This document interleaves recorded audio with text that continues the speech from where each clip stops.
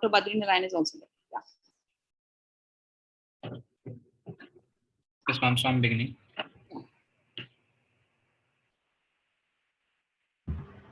Yeah, please start. Yes, ma'am.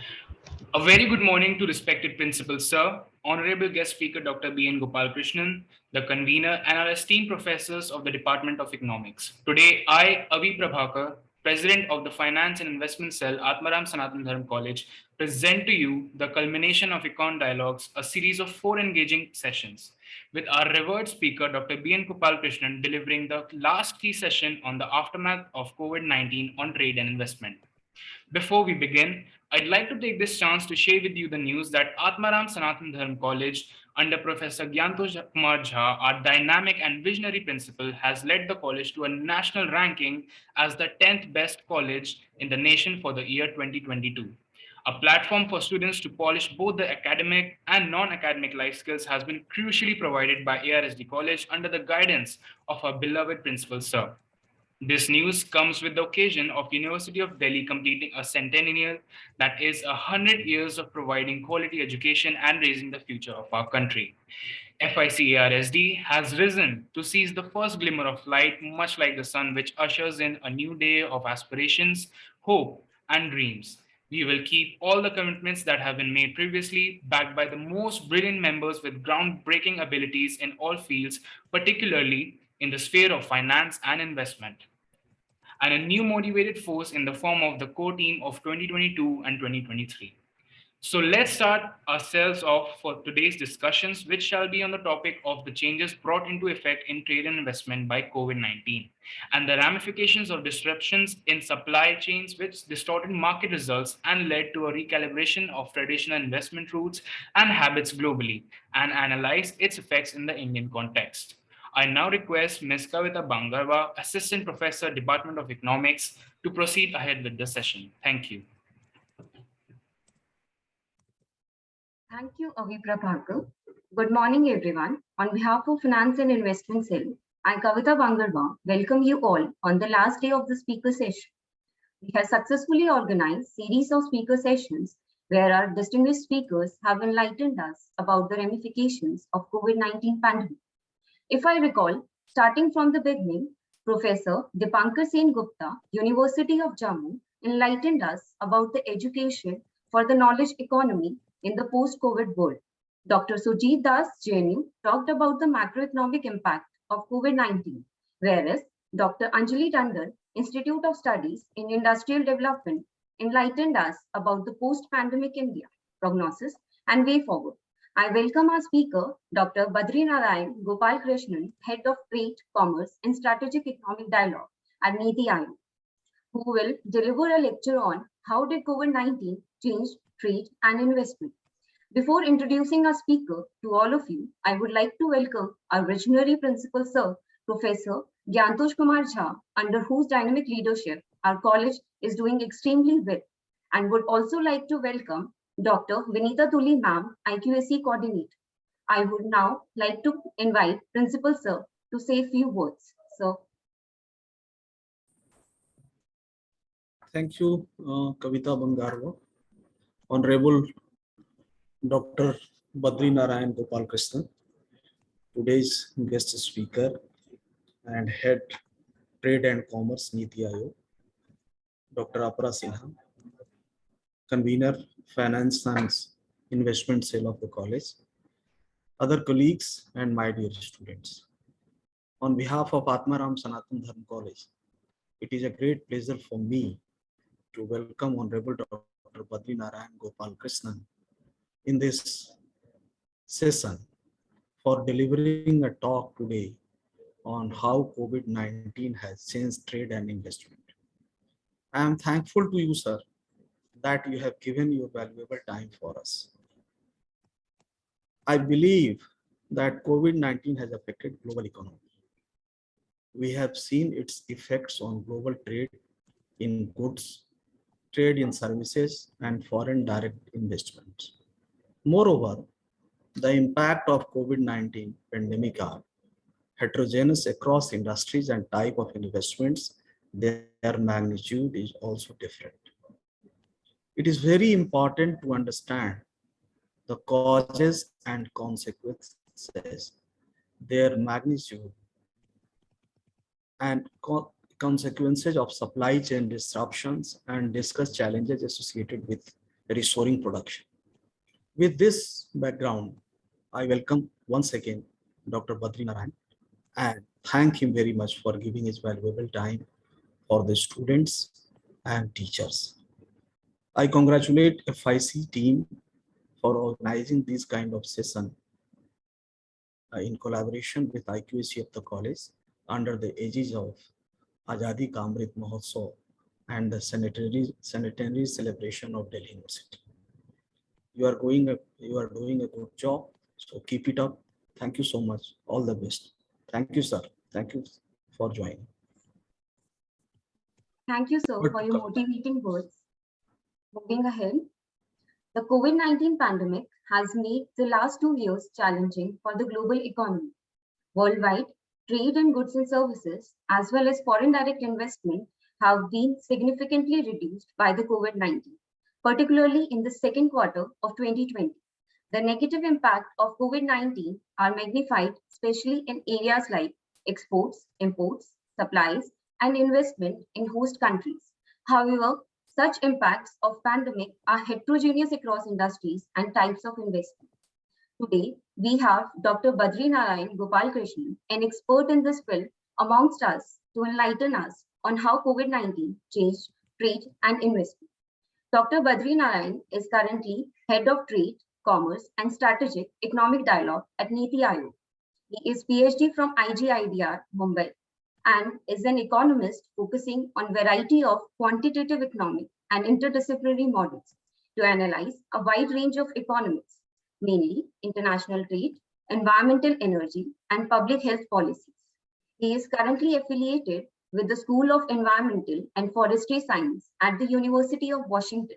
He has published over 100 papers and 5 books in reputed journals such as Energy Economics, Network and Spatial Economics, Economic Modeling, and Applied Economics, and presented his work in over 30 countries across the world.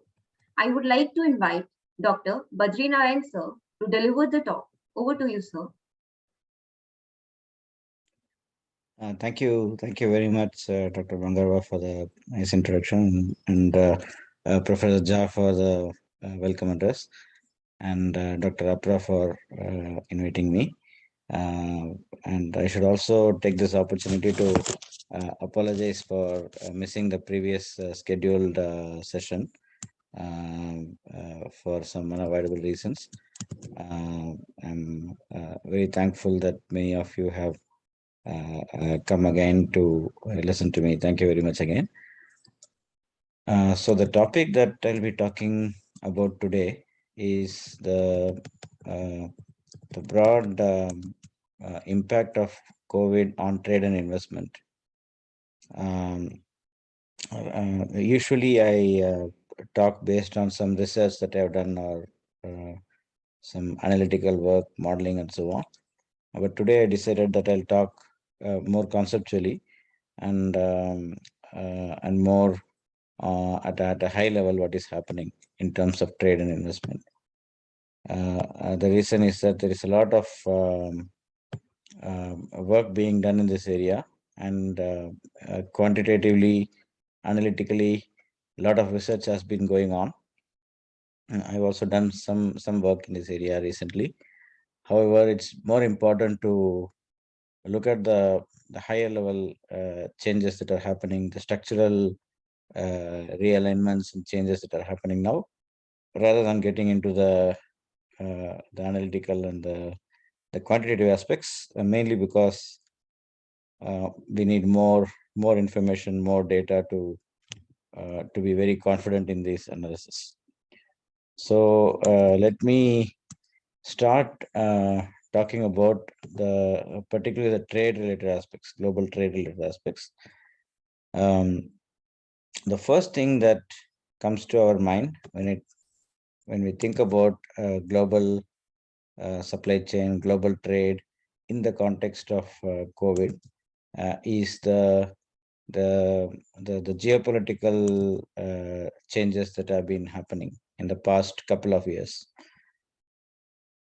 So the geopolitical changes that are happening, they are because of several reasons.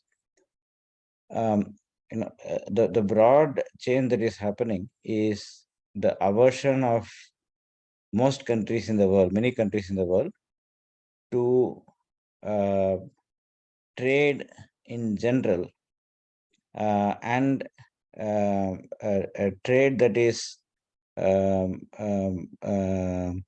kind of concentrated in a bunch of countries in particular. So, in other words, countries have experienced a lot of uncertainties in the last couple of years in terms of supply chain bottlenecks, in terms of logistical and transportation difficulties, and also in terms of the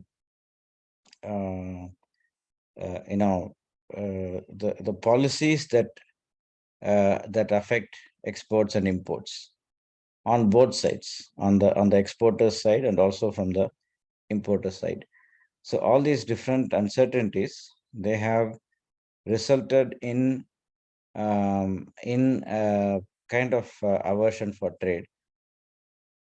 Another important factor that has happened recently is the broad economic contraction that has happened across the world, which in turn resulted in loss of jobs and reduction in income further. And it's kind of a vicious circle that happened, particularly in 2020, with some recovery in the last 2 years, 21 and 22. However, this again has forced many countries to rethink the trade strategy. Many countries started prioritizing their domestic industry before trade.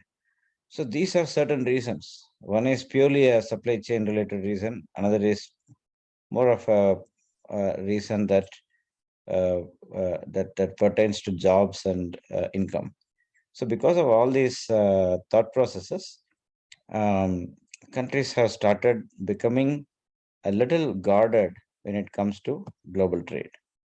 And I'm talking about the world in general. I'm not yet talking about India. So far I'm talking about the global situation. So in this context, so the broad reduction in the focus on trade by many countries because of various reasons, right? That is the main reason here is geopolitical. The second aspect is the term that has become very popular in the past couple of years. That is supply chain resilience. Every country in the world wants to have a strong resilience to various shocks that happen to supply chain. And I just talked about the different shocks, the uncertainties that happen because of supply chain. So now many countries want to have resilience. And again, this has been an explicit factor in terms of dialogue that is happening globally, bilaterally, within the country and so on when it comes to international trade. So supply chain resilience is an important aspect. So these are two broad aspects happening globally: geopolitical developments and supply chain resilience. Because of these two broad developments, countries are thinking about changing their export sources, or also changing their investment destinations, also changing their partnerships in terms of trade and investment. And all these are quite interrelated. So we all know that the whole global supply chain has been quite closely related to countries like China. And many countries are now thinking of alternative countries because of the reasons that I just mentioned.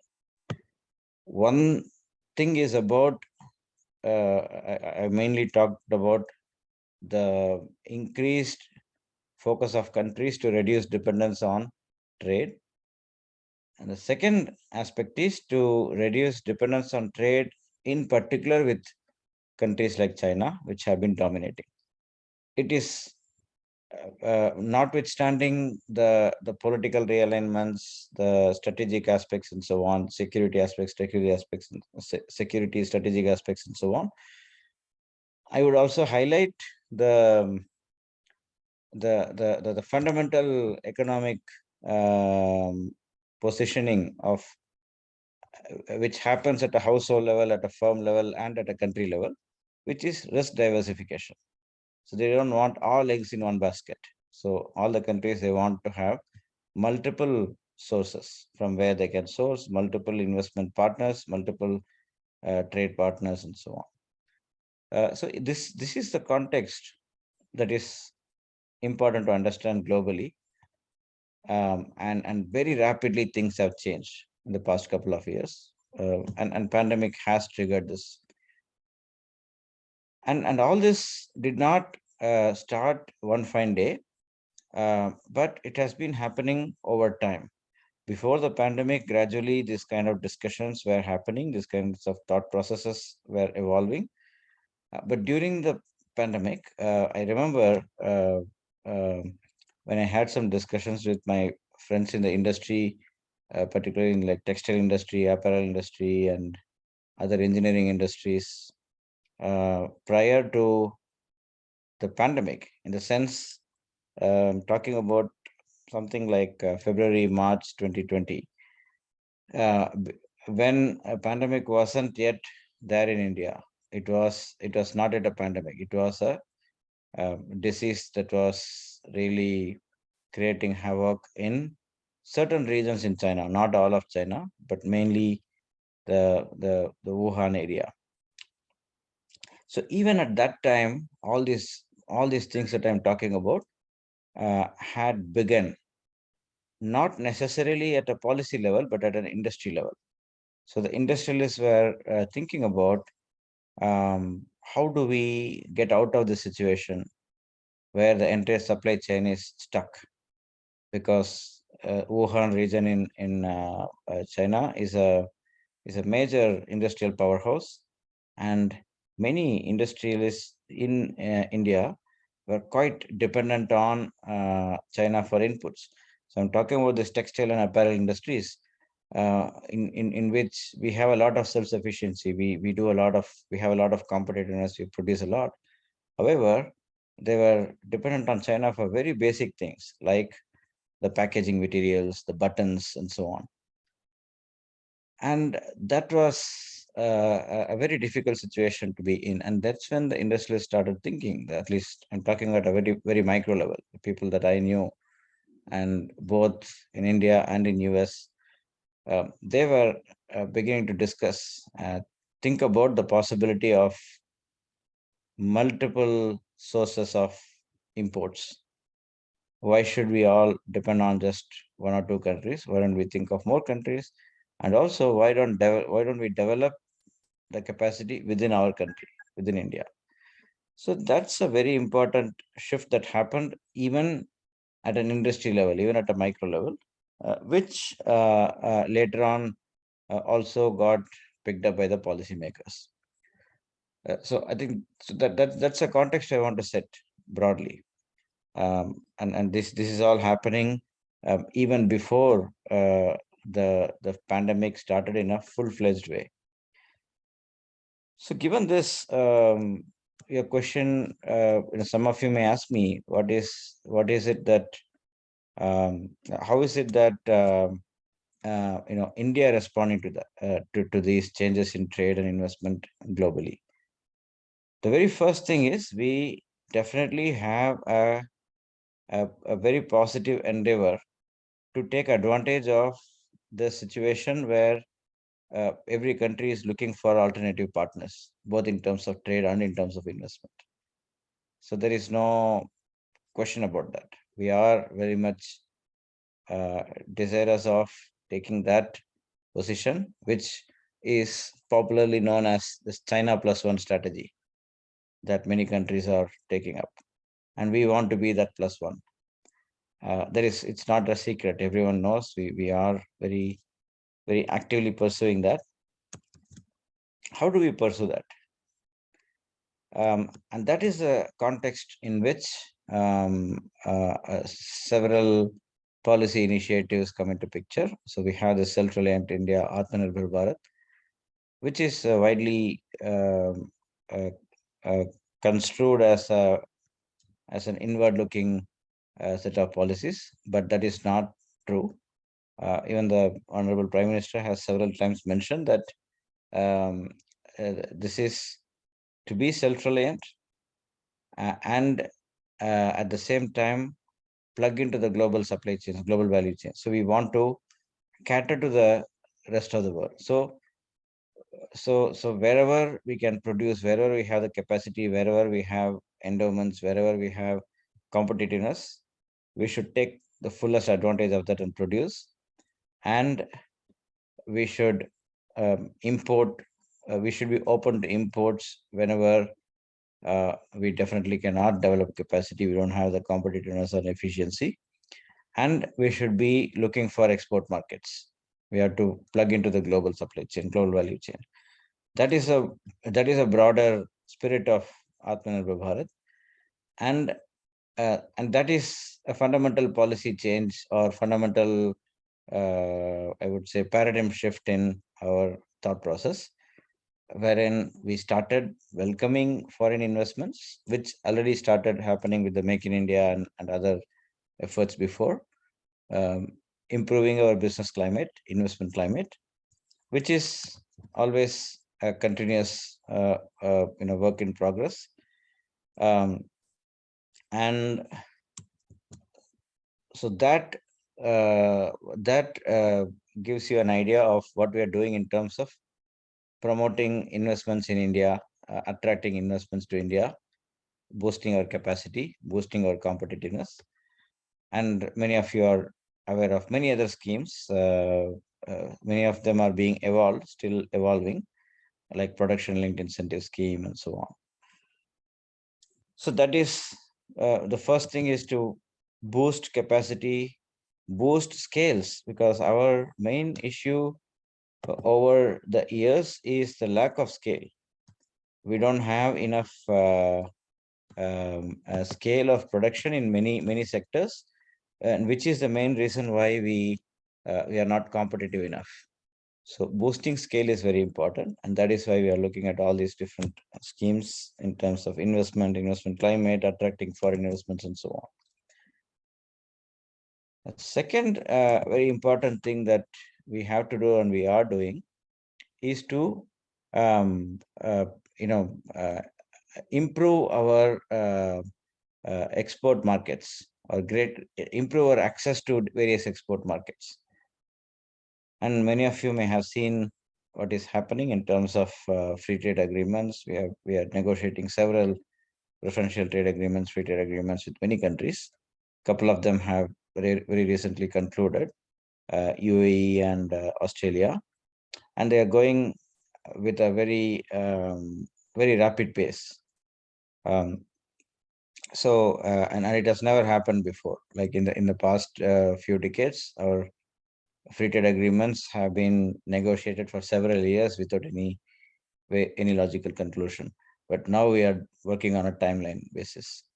So that is important.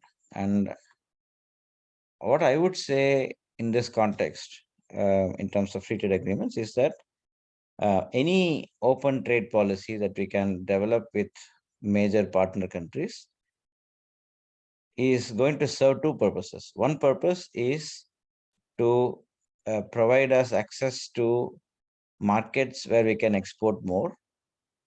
Many of these partner countries may have high tariffs, and those tariffs can come down, the custom duties, or they may have high non-tariff barriers. And now with mutual recognition agreements and so on, we can reduce those kind of barriers. Secondly, so this is the first one is more about export market access. The second one is import ease of importing. So because of these free trade agreements, on our side also we reduced tariffs. So now, for example, with Australia, we have reduced tariffs on a lot of minerals. So now we can import a lot of minerals from Australia, which can be inputs to a lot of our other sectors, manufacturing and other sectors. So on both sides, on one hand, you are increasing your export market access, and on the other hand, you are reducing your input costs by reducing the import tariffs. Now, why are free trade agreements important for India? They are important because the whole world, globally, the entire world has been going towards, in addition to pursuing WTO, which I'll talk about in a minute, World Trade Organization, the multilateral negotiations, and so on. Many countries have been working out the the bilateral trade strategy. So how do we get access to markets in specific countries in as opposed to the global multilateral system? India has been a strong proponent of rules-based, transparent, international trading system, trading regime.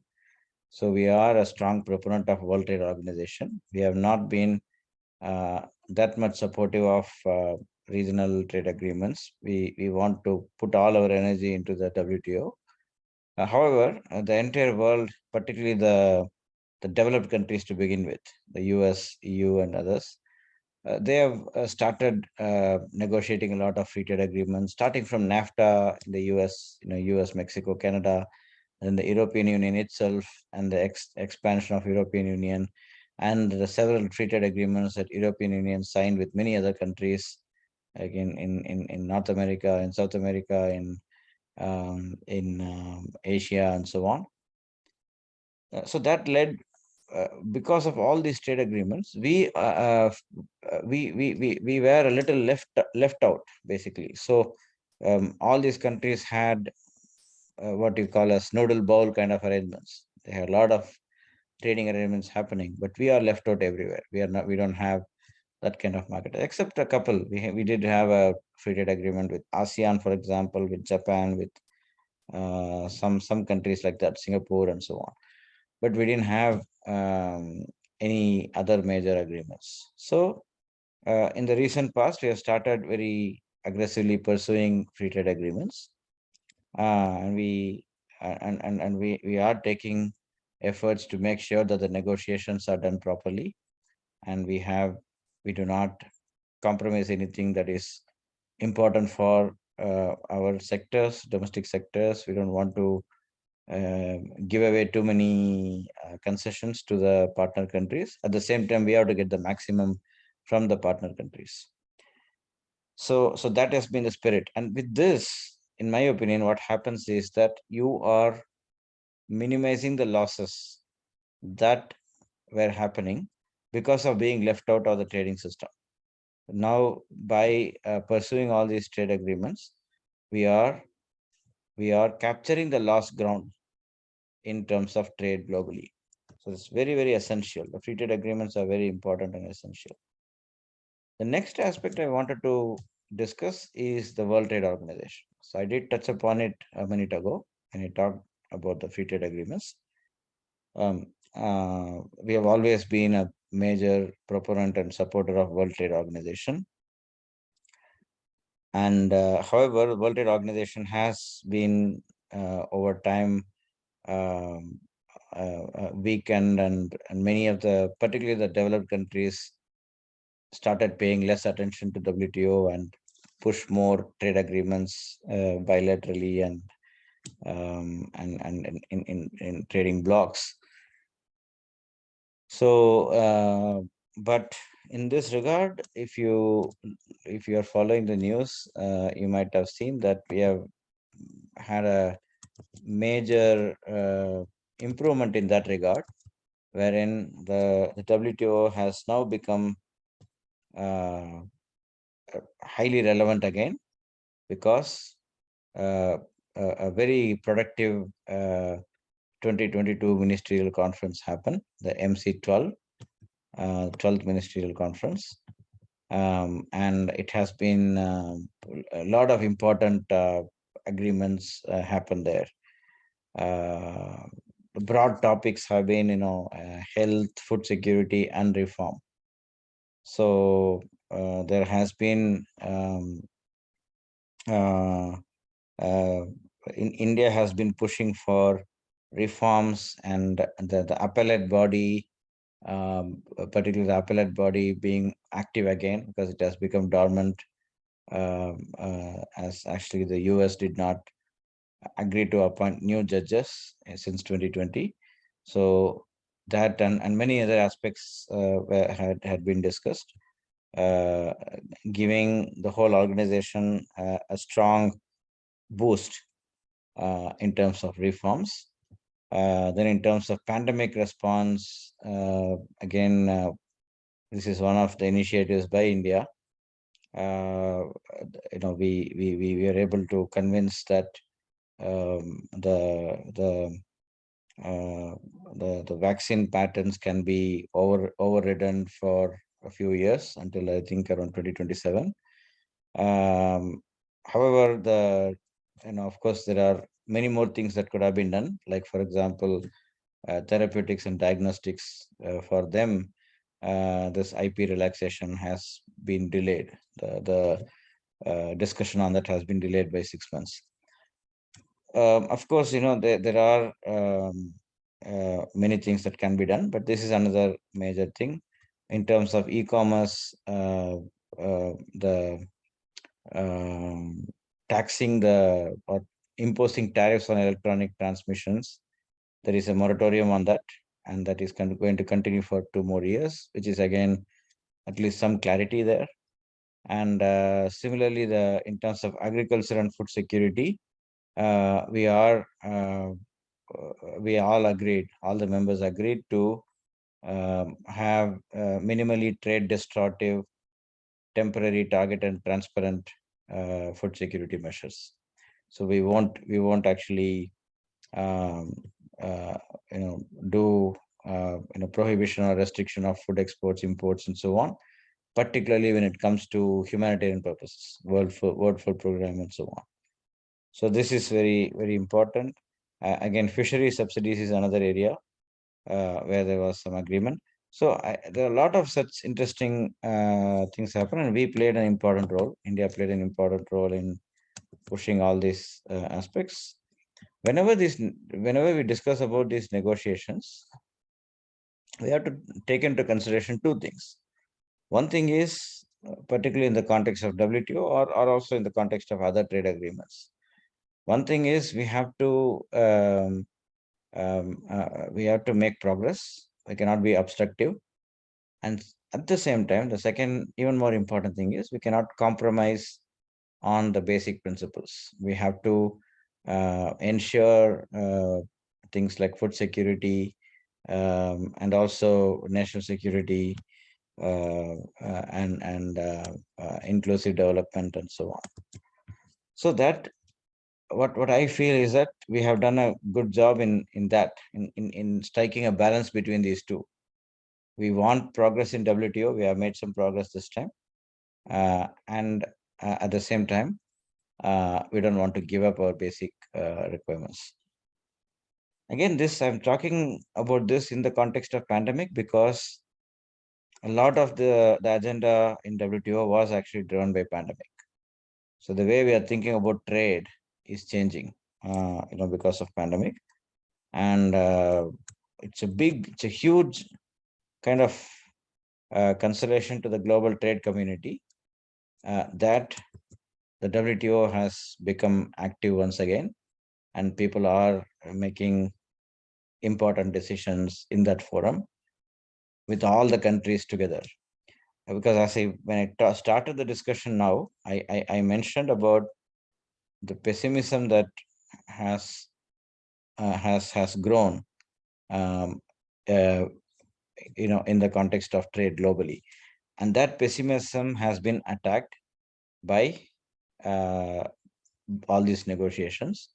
And instead of thinking of trade as a barrier to prosperity, barrier to jobs, and so on, we have now come to a situation where we say trade is the solution, not the problem.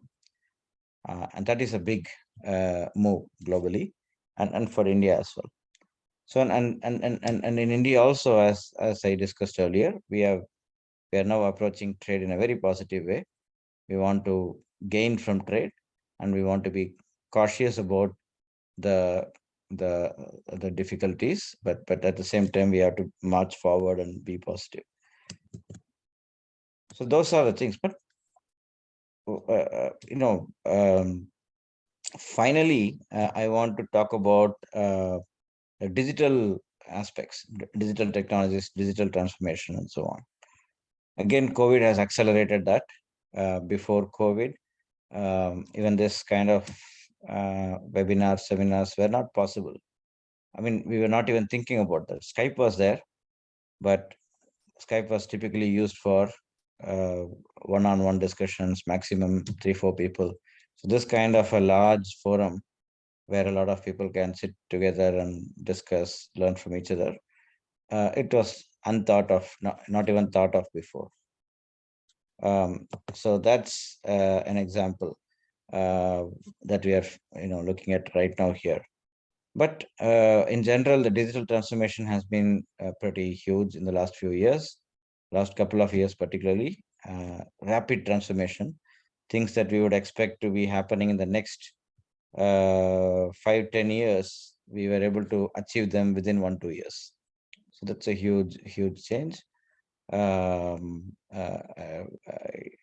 in terms of digital transactions, UPI was a major development which happened even before pandemic, but during pandemic it accelerated further. So many of these things happen. So digital transformation is a major part of the post-pandemic story, which also affects trade and investment, definitely, because that positions India as an attractive investment destination and trade partner for many countries, because we have had all this transformation already here. So now the rest of the world is also going towards this transformation, and we can be a very proactive, constructive partner in that process. We can provide technologies. We can even be part of some of these investments where the rest of digital transformation, the rest of the world can be facilitated by us. So now I've mostly talked about the positive aspects of trade and investment and digitalization and so on. So now let me also discuss a little bit about the pitfalls that one can think about. So I already mentioned that in terms of trade, it's going to be positive when you open up trade, but there also could be there will be some losses and some losers when you open up. And the same thing goes for the digital technologies also. So both in terms of trade and digital technologies, during the transformation, there can be sectors that may lose, there may be people that may lose, there may be industries that may lose, and so on. So here I want to discuss a little bit on how do we tackle this issue, where we all may agree and we all may know that at a macro level, at a broad level, there is going to be gains coming from trade, gains coming from digital technologies, technological transformation, and so on. However, there are going to be gainers and losers. So a very fundamental principle of dealing with this, in my opinion, would be to directly address the losers in terms of trade, in terms of digital transformation. We have to make sure that the losers are taken care of. The people, the industries, the sectors who are losing should be taken into confidence, and some kind of compensatory mechanisms have to be thought of, or even better, while we design all these technological changes or trade policy changes, trade agreements, and so on, they're already taken into consideration. So these losses are already taken into consideration, and we make sure that their losses are to the minimum. And this is how we negotiate. When we negotiate in terms of trade, in terms of investments, in terms of even in terms of policies for digital technologies and so on, we negotiate very carefully so that the losses are to the minimum.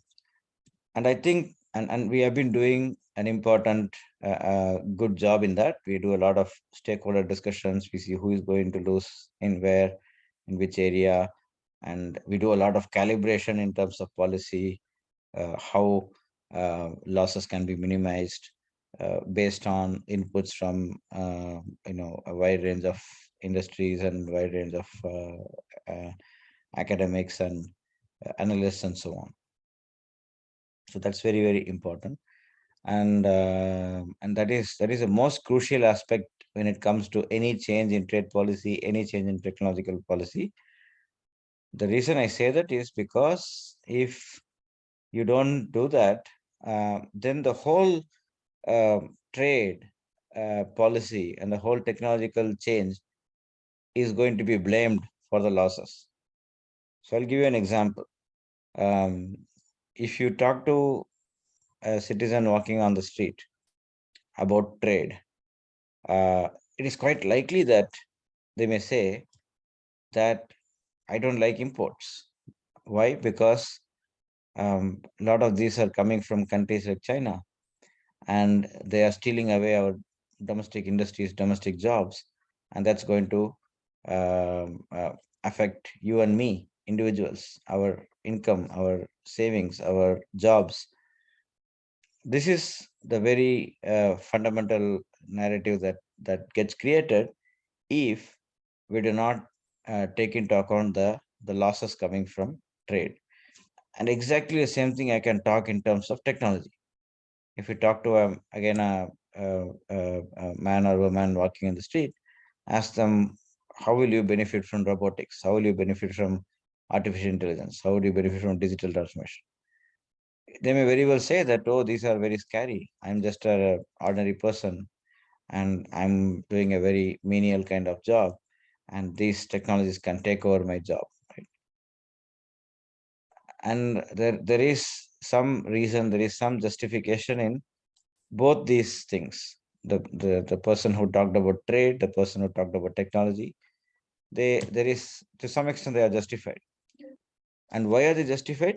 That's because there have been losses in the past in these sectors which had not been addressed, properly. So I think as policymakers, we have to think about these vulnerable parts of the population, parts of the industries, who are likely to lose in terms of trade and in terms of technology. And if they are taken care of, then they themselves will become the supporters of trade policy. They themselves will become supporters of technological. They'll embrace the technological change. So that is what I typically think about in terms of principles when we design all these reforms that boost trade, that boost technologies, and so on. So with that, I conclude my discussion and look forward to your questions and comments. Thank you.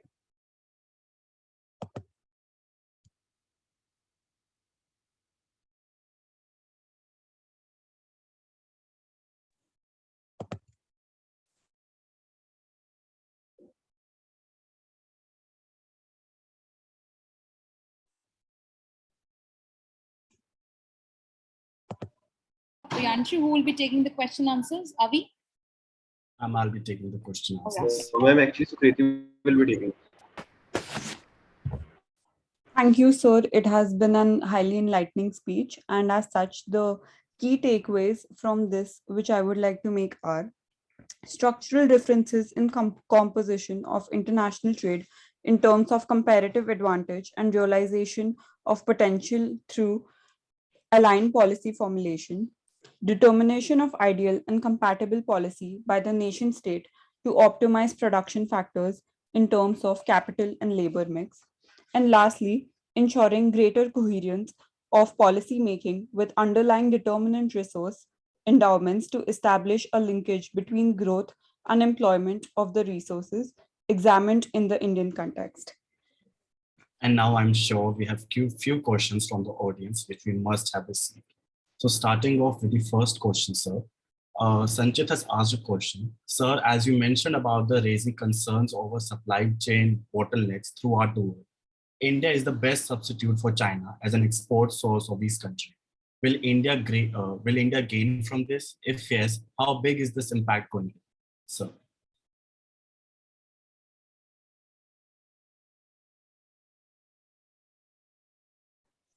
Are you going to go with all the questions or one by one? Ma'am, there are around 7 questions that we have. So you can choose, be precise in terms of if the questions are common, you can skip and you can Okay, take ma'am. the most important one and then, yeah. Okay, ma'am. So sir, as we can make the precise questions that we can make is, are there sectors of the market that will see less volatility or bounce back sooner? Continuing with the same, what impact will this have on contract workers and those in the gig economy? These are the questions that we could just comprise in one question as they were repeating, sir.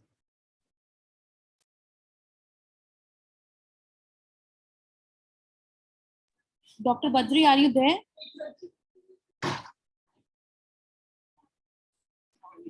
Is he there? Yeah, he's there. I think, yeah. His video and audio has got disabled. So let me see. I mean, let me fix this thing, right? Yeah. Now sir is there. Now I think he could answer. So Pratham, you need to kind of repeat the questions for him. So Okay, that's better, right? Yes, ma'am. Sure, ma'am. So, sir, continuing with the question that the participants have asked through this session is, the first question that came was, there was a question, are there sectors of the market that will see less volatility or bounce back sooner? Continuing the same, what impacts will this have on contract workers and those in the gig economy, sir? Yeah, definitely. I think, can you hear me? Yeah. So, if you asked me this question a year ago, I would have said that the industries that are less contact intensive, yes, and that can be carried out remotely and so on, those are the ones that are going to bounce back faster, and that's what happened last year, 2021. So currently, I feel like we have already attained. We have already gone back to pretty much the old type of normal. So that kind of tendency may not be seen that much. The contact intensive industries, recovering less rapidly and so on. Because now it is more like what we call as this, things like revenge travel. People talk about this revenge travel and so on. So where people are really wanting to do all those contact intensive things which were stopped before. So that is happening rapidly. So, but however, this thing that we're doing now, like this kind of remote discussions, remote meetings and so on, those have become like a new normal. So so in that sense, the digital technologies are going to be, the digital sector is going to be really going up. It's going to continue to go up, and it's a global thing, and India is no exception there. But I think pandemic has also resulted in a lot of health consciousness. So the health related sectors, healthcare services, and also the nutrition related services, and the allied food and agricultural sectors are also going to be very rapidly expanding, and that's already seen. Other than this, I think maybe tourism can also get a major fillip now, like I mentioned about this revenge travel kind of thing, where You already see the flight tickets, they are so expensive now. And that's because the demand is also high. Of course, I didn't even talk about the other aspects, like, the fuel prices increases and so on. Those are again regulating the demand a little bit. All the pent up demand is getting affected a little bit because of the inflation. But in terms of inflation, we are doing much better. India is doing much better than many other countries. So yeah, those are my thoughts on that. Definitely, sir. I guess the question has been answered by you pretty well to the participant. So the next question in the line is, sir, as you mentioned about the raising concerns over the supply chain bottlenecks throughout the world, India is the best substitute for China as an export source for these countries. Will India gain from this? And if yes, how big is the impact going to be, sir? Actually, already when you look at the data from the last year, 2021 until early 22, we did a quick analysis there, and we found that India's export share for the first time in the last decade has increased. So India's exports divided by global exports, it was hovering around 1.6%, 1.5 to 1.7% for the past 10 years or so, and now it is slightly more than 1.8%. So that is kind of reflecting what you said. And China's share also has slightly gone down. So in some sense, we have captured some of the exports that are going from China, but we have a long way to go there. Like I was mentioning earlier, we need to boost our scales. We need a lot more investments coming in, and those are all work in progress. One thing that we can be happy about this time compared to the 2017, 2018 time period when we had the US-China trade tensions. At that point, a lot of the trade diversion away from China were going to countries like Vietnam and other countries. That is changing now because of many reasons. One reason is our own internal investment policies that have resulted in better business climate here. The second thing is also that many of the companies in China that are relocating to other countries, they are showing a lot of interest in India. So a lot of those investments are coming to India.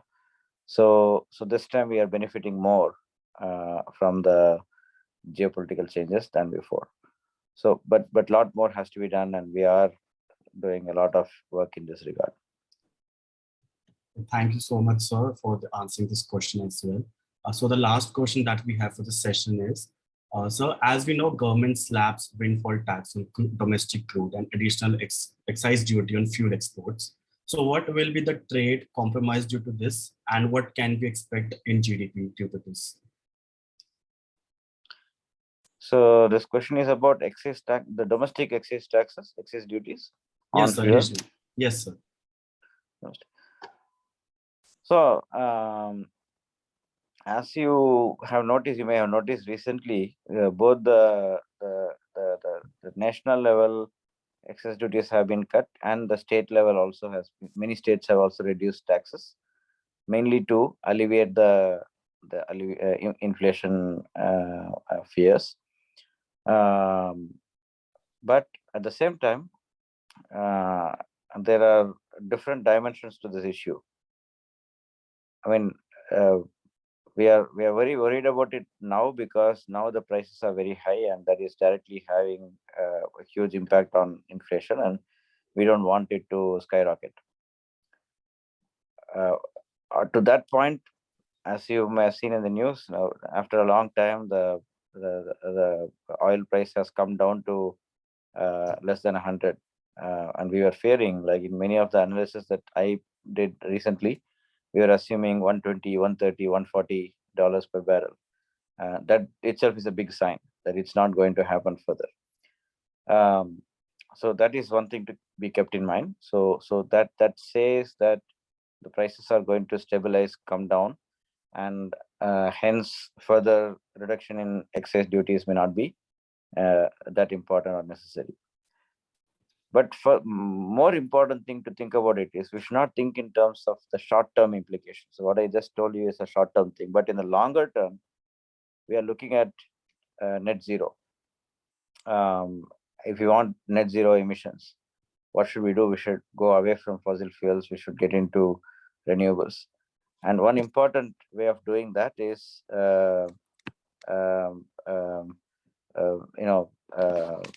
we have to reduce dependence on fossil fuels by allowing the fossil fuel prices to increase if the market says that it should increase. So we should not artificially keep the prices down just because it's going to increase inflation. So that will lead to gradual shift away from fossil fuels to the renewables. But the good thing is right now we are in a good situation wherein the prices are also coming down globally, and hence the further reduction in excess duty may not be necessary. And your question about the export competitiveness here is not a very big issue here because the fuel prices is a global thing. It's not that we are the only ones facing it. So globally the fuel prices are increasing. So our exports would still be the relative advantage of our exports would still stay. So that's my response to that question. Thank you so much, sir. And I believe those were the questions that we had for the session. At last, I would like to thank sir a lot because he is not been well and it's very late night in USA as we know. So we are very thankful to you, sir, for joining the session and enlightening us with your information and the insights that we didn't know earlier. We are very thankful to you, sir. Thank you. Thank you very much. Now I invite teacher in charge of the Department of Economics, Ranjan Swarnakar, sir.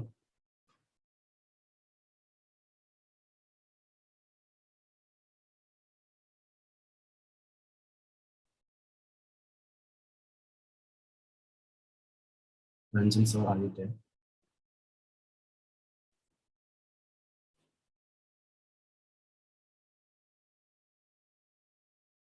Is he not here?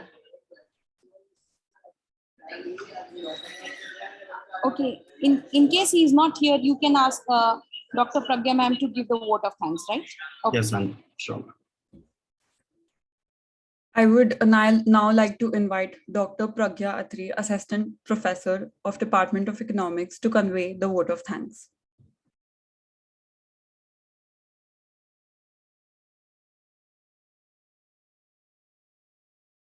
I think you have to unmute her, and because you have to make her a co-host so that she could speak. And the same is with Ranjan sir. Okay. So if you could do that, that would basically fix the problem.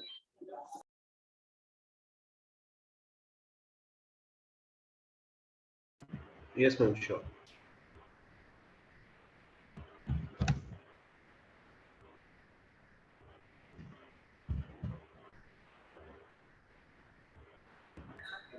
Dr. Pragya Atri and Mr. Ranjan Yes, Swarnakar. ma'am. Yeah. Yes, I'm done. So if Ranjan sir is unmuted, he can basically say. Okay, since my video has not been allowed, it's a pleasure attending this 4-day lectures series by the Financial and Investment Cell of our college. It's really a pleasure, and the lineup of speakers were really very good. So at the outset, I would like to congratulate the entire team of Finance and Investment Cell of our college, ARSD College. And on behalf of FIC, ARSD College, I would like to congratulate some very few, I would say, noticeable attendees for raising really relevant questions in these lecture series. Okay, so these attendees are our students only, and FIC is glad to award them with a special certificate of appreciation for the same. The names are the following. First, Isha Seth, BCom Honors, first year. Then Manav Negi, Economics Honors, first year. And then Sanchit Gupta, BCom Program, first year. And on behalf of FIC ARSD, thank you all for your support. And I would like to see you with more such nice programs in the future.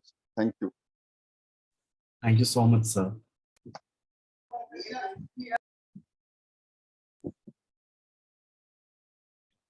You I can would now unmute. like to invite Dr. Pragya Atri, Assistant Professor of the Department of Economics, to convey the vote of thanks.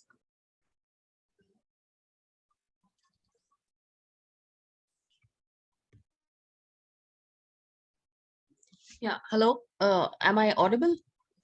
Yes, ma'am. Yeah, thank you.